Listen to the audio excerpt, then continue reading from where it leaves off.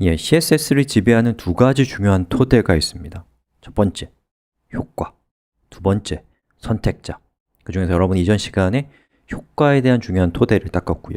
이번 시간에는 선택자에 대한 중대한 토대를 닦는 시간을 갖도록 하겠습니다. 선택자에 대한 요모조보를 살펴보면서 여러분이 이제 검색할 수 있고 질문할 수 있고 궁금해할 수 있게 하는 가장 중요한 얘기들을 해볼 거라는 얘기입니다. 자, 시작해 볼게요. 자, 여기는 예제를 제가 변경해 가면서 선택자를 하나하나 소개해 드릴 건데요. 일단 기존에 있었던 예제는 저의 의도에 맞지 않기 때문에 여기에서 이 두 번째 링크에 있는 저 인라인으로 되어 있는 스타일 태그를 저는 없앴습니다. 그럼 어떻게 되겠어요? 여기 있는 이 CSS가 이렇게 똑같이 되겠죠. 그리고 여기 있는 각 링크마다 색깔이 지금 검은색으로 되어 있습니다. 그 이유는 바로 여기에 이 웹페이지에 있는 모든 A 태그에 대해서 색깔을 검은색으로 해라라고 되어 있는 저 부분 때문입니다. 자, 저걸 제가 없애버렸습니다. 그러면 여기에 나오는 이 링크들은 각자 링크의 어떤 속성에 따라서 색깔이 나오겠죠. 파란색은 아직 방문하지 않았다는 뜻이고 보라색은 한번 방문했었다라는 뜻을 갖고 있는 디자인입니다. 자, 그러면 저는 여기 있는 웹페이지에 있는 모든 A 태그를 기본적으로 검은색으로 바꿀 거예요.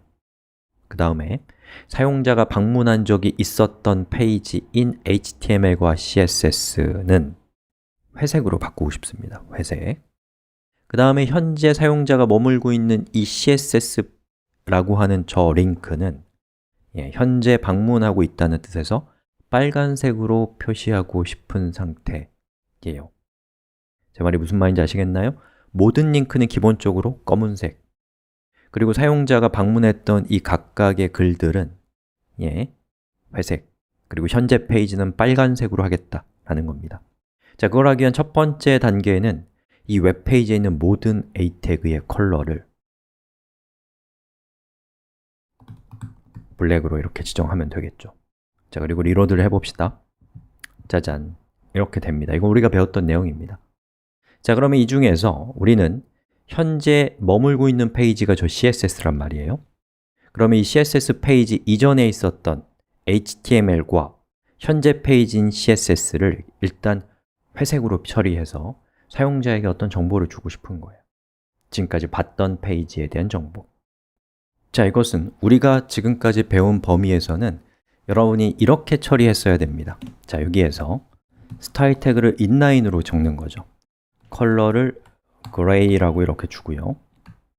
그리고 여기 있는 이 코드를 똑같이 여기에다 붙여놓기 하면 우리가 하고자 하는 걸 할 수가 있습니다. 자, 그런데 이렇게 되면 역시나 우리가 굉장히 불쾌하게 생각하는 중복이 발생하고 있습니다. 자, 이 중복을 없애는 방법은 우리가 지금 보고 있는 이 중복되는 코드를 일단 지우겠습니다. 그리고 저는 이 HTML과 CSS라는 이 두 개의 텍스트를 같은 그룹으로 묶고 그 그룹에 대해서 폰트 컬러를 회색으로 줄 거예요. 자, 그 방법이 뭐냐? 바로 이 두 개의 태그에 대해서 클래스라고 하는 HTML의 속성을 주는 겁니다. 그리고 속성의 값으로 보았다라는 뜻에서 show라고 지정을 하겠습니다. 여러분, 여기 있는 이 클래스는 그리고 큰 따옴표, 그리고 큰 따옴표 이 부분은 HTML인가요? CSS인가요? HTML이에요. 그리고 여기 있는 show라고 되어 있는 부분도 마찬가지로 HTML입니다. 여기는 CSS가 들어가는 게 아니에요. 즉, show라고 하는 클래스의 값을 가지고 있는 태그 두 개를 만들었고 우리가 이제 하고 싶은 것은 이 웹페이지에 있는 모든 태그 중에서 show라는 클래스 값을 가지고 있는 모든 태그에 대해서 폰트 컬러를 그레이로 주고 싶은 상태입니다. 자, 리로드 한번 해볼게요. 될까요? 안 되죠. 여기 회색이 있었는데 지금 없어진 상태입니다. 자, 그 이유는 왜 그럴까요? 그 이유는 이렇게 우리가 show라고 쓰게 되면 저 show라고 하는 것은 무슨 뜻이냐면 이 웹페이지에 있는 모든 show라는 이름의 태그를 선택하는 선택자이기 때문입니다. 그럼 우리가 하고 싶은 것은 클래스 값이 soIn 태그인데 그때 사용하는 약속되어 있는 특수한 기호가 바로 점입니다. 자, so 앞에 점을 붙이는 순간에 저것은 저 선택자는 어떤 뜻을 갖게 되냐면 이 웹페이지에 있는 모든 클래스가 soIn 태그를 가리키는 선택자가 됩니다. 리로드 한번 해보죠. 보시는 것처럼 지금 두 개가 HTML과 CSS가 회색이 된 상태입니다. 아시겠나요? 자, 그래서 이 클래스라고 하는 것은 어떤 뜻이 있나요? 우리가 학교에서 반을 뭐라고 해요? 클래스라고 하죠. 그 클래스라고 하는 이유는 같은 어떤 의도에 따라서 묶여진 학생들을 하나로 그룹핑할 때 우리가 쓰는 말이 클래스란 말이에요. 그 클래스라는 말 속에는 그룹핑하다, 하나로 묶는다 이런 뜻이 포함되어 있는 겁니다. 아시겠나요? 자, 그 다음에 제가 여기에서 이 CSS라고 되어 있는 저 부분은 현재 우리가 머물고 있는 페이지란 말이죠. 자, 저 페이지에 대해서는 우리가 밑줄보다는 그냥 빨간색으로 얘만을 표시하고 싶다면 어떻게 하면 될까요? 이렇게 하면 됩니다. 여기에다가 active라고 이렇게 써주고 그 다음에 여기에다가는 .active 라고 쓴 다음에 컬러를 레드라고 지정을 하면 자, 여기 있는 이 두 번째 항목이 빨간색으로 표시되는 것을 볼 수가 있습니다. 자, 이걸 통해서 할 수 있는 것은 우리는 클래스라고 하는 저 속성의 값은 여러 개의 값이 들어올 수 있고 띄어쓰기로 구분한다라는 것과 그리고 하나의 태그에는 여러 개의 속성이 들어올 수 있고 보시는 것처럼 여러 개의 선택자를 통해서 하나의 태그를 공동으로 제어할 수 있다 라는 것을 알 수가 있습니다. 자, 그런데 이 방법은 그렇게 좋은 방법이 아닙니다. 왜냐하면 자, 보세요. 여기 있는 이 A 태그는 두 개의 클래스의 영향을 받고 있습니다. 제가 선택한 저 두 가지죠. 자, 그런데 도대체 여기 있는 이 A 태그가 왜 빨간색이 된 것일까요? 자, 그것은 순서 때문입니다. 여기 있는 active가 so보다 나중에 등장했기 때문이에요. 그래서 만약에 이 순서를 제가 바꾸잖아요. 리로드 해보면 보시는 것처럼 회색이 됩니다.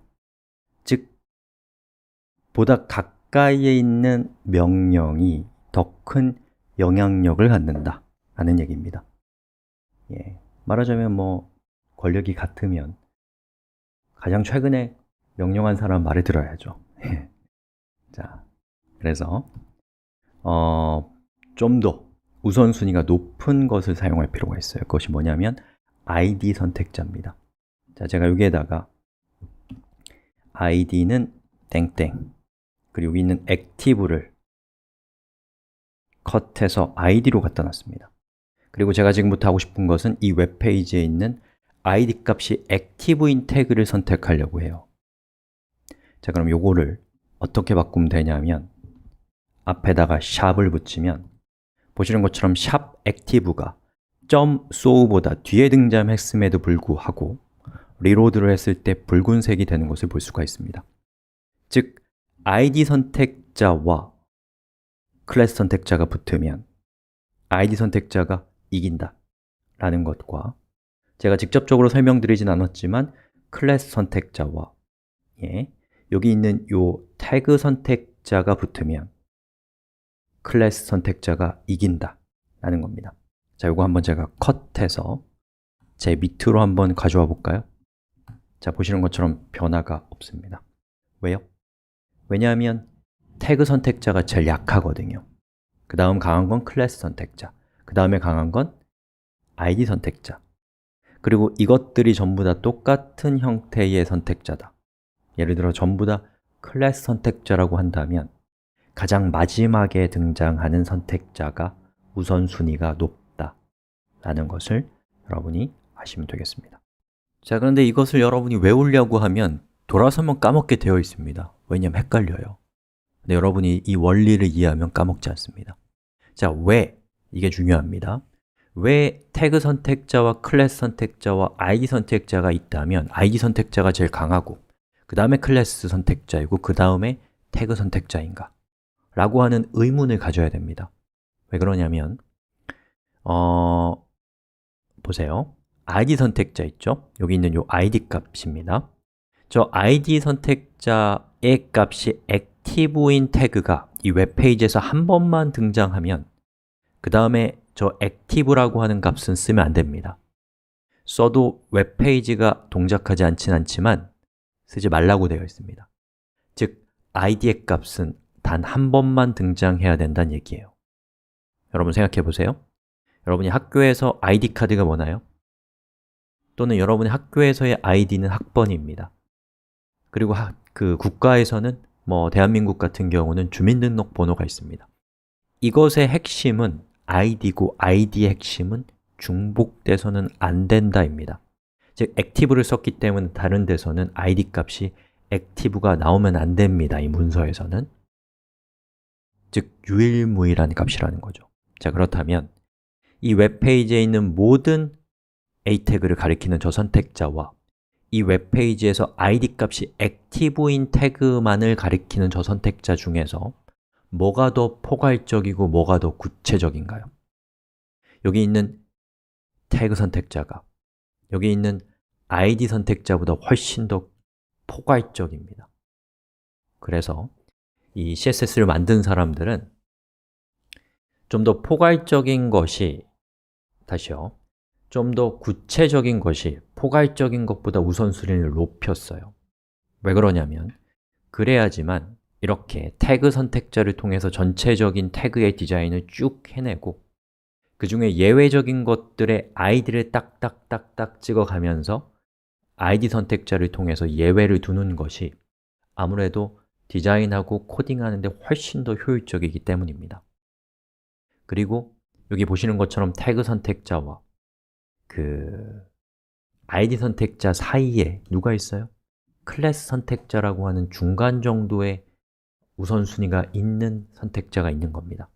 그래서 이 클래스 선택자는 태그 선택자보다는 더 우선순위가 높지만 id 선택자보다는 우선순위가 낮다 라고 하는 것을 여러분이 좀 기억해 두시면 아마 잘 까먹지 않게 될 겁니다.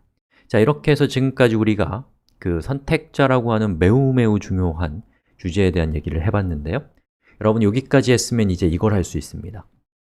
자, 그것이 뭐냐면 바로 검색을 할 수 있습니다. 자, CSS 셀렉터 이 정도로 검색해 보면 여러 가지 자료들이 나오는데 그 중에 첫 번째 자료를 한번 볼까요? 여기 보면 여러 가지 형태들의 셀렉터가 나옵니다. 여러분 이제 이것을 해석할 수 있는 아주 기초적인 눈을 갖고 계신 겁니다. 자, 여기 보면 우리가 지금 했던 것은 바로 이겁니다. 예제를 보면 p라고 적혀 있죠. 즉, p라고만 선택자를 쓰면 그것은 element는 태그와 같은 뜻입니다. 즉, select all p elements, 모든 p 태그를 선택한다라는 뜻이에요.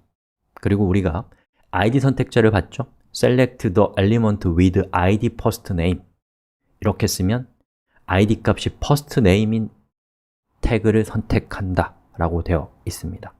그리고 .이 붙어 있으면 클래스 선택자이고 select all elements with class는 intro라고 되어 있죠. 이렇게 할 수 있고요.